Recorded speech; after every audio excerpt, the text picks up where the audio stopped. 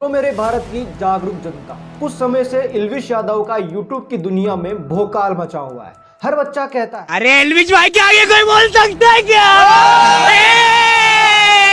एल्विश भाई! एल्विश ने big boss OTT 2 का खिताब भी जीता, जिससे एल्विश यादव का भोकाल यूथ के साथ साथ बड़े बूढ़ों में भी हो गया। लेकिन अभी वही एल्विश यादव जेल में है और 14 दिनों तक पुलिस की हिरासत में है। दरअसल उसके ऊपर आरोप है कि वह रेव पार्टियों में सांपों की सप्लाई करता है और उन सांपों के जहर से लोग नशा करते हैं, जो कि कानून के हिसाब से गलत है। अब इस आरोप में कितना सच और कितना झूठ है, आज के इस वीडियो में यही पता लगाने का कष्ट उठाएंगे। ये बात है 6 नवंबर की, जब पुलिस ने 5 आरोपियों को अरेस्ट किया था। ये 5 आरोपी पार्टियों में सांपों का जहर सप्लाई करते थे और इन्होंने ही एल्विश का नाम लिया था, जिसके बाद एल्विश पर FIR दर्ज की गई। उन 5 आरोपियों के पास 20 मिलीलीटर सांप का जहर और साथ में ही कोबरा, अजगर, 2 मुंह वाले सांप और रेड स्नेक सांप भी पाए गए, जिससे यह तो पता चलता है कि दया कुछ तो गड़बड़ है।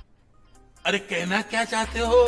ये पूरा जो मामला है वो मेनका गांधी की NGO पीपुल फॉर एनिमल्स की शिकायत के आधार पर किया जा रहा है और NGO के एक मेंबर ने एक स्टिंग ऑपरेशन किया और सांप के जहर के लिए एल्विश यादव से कांटेक्ट किया। और जब पुलिस जांच कर रही थी तभी पुलिस को एल्विश यादव का एक वीडियो मिलता है 2 सांपों के साथ। तो फिर क्या था, आ गए एल्विश भाई पुलिस हिरासत में। अब एक सवाल आपके मन में अगर नहीं उठ रहा है तो भी मैं जबरन उठा सकता हूँ, वो ये है कि भाई साहब, सांप के काटने से तो लोग मर जाते हैं, तो फिर ये लोग सांप के जहर से नशा कैसे कर रहे हैं और मर क्यों नहीं रहे?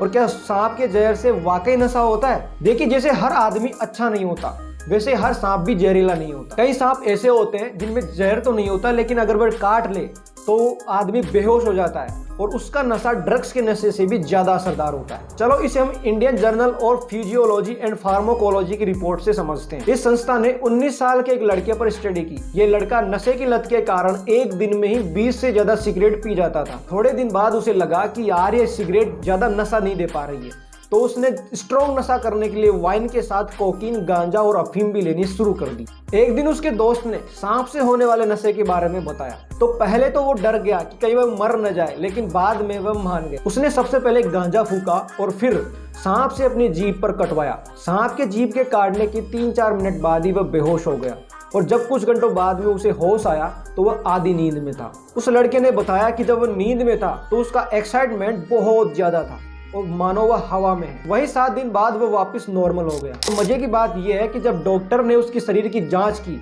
तो उन्हें पता चला कि सांप के काटने से उसकी मांसपेशियों में कोई इफेक्ट नहीं पड़ा, उसका शरीर बिल्कुल नॉर्मल है। देखो, डॉक्टर्स कहते हैं कि जब सांप का जहर हमारे खून के कांटेक्ट में आता है तभी किसी की जान जा सकती है, वरना अगर सांप के जहर को मुंह से पिया जाए तो वो पेट में जाकर डाइजेस्ट हो जाता है। लेकिन ये बहुत ही ज्यादा खतरनाक होता है, क्योंकि अगर किसी के मुंह में छाला या चोट हो तो वो सांप का जहर खून के कांटेक्ट में आ सकता है और आदमी की मौत हो सकती है। भारतीय संविधान के वन्य जीव अभ्यारण्य अधिनियम 1972 के तहत जंगली जानवरों से संबंध से बने प्रोडक्ट्स के व्यापार के लिए नियम बनाए गए हैं। इसके अनुसार किसी भी तरह के जंगली जानवर को रखना और उसका किसी भी तरह का इस्तेमाल करना वाइल्ड लाइफ प्रोटेक्शन एक्ट के सेक्शन 49 और 49B के तहत अपराध माना गया है। और अगर कोई व्यक्ति ऐसा करता पाया जाता है तो उसे 3 साल से 7 साल की सजा हो सकती है। बहुत बहुत धन्यवाद।